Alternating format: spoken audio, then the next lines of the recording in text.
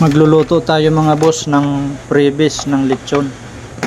Bupis ang napili ni madam. Maraming salamat sa inyo ma'am.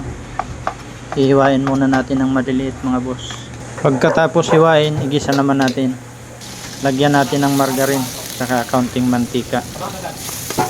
Lagay na natin ang bawang mga boss. Mikos-mikos ng kaunti.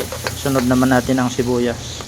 Hintayin lang natin lumabas ang aroma at ilagay naman natin yung ating ginayat na laman loob ng baboy.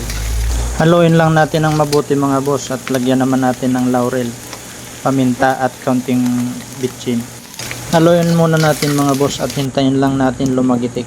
Pag naglalagiti ka na mga boss, lagyan naman natin ng toyo at kaunting oyster.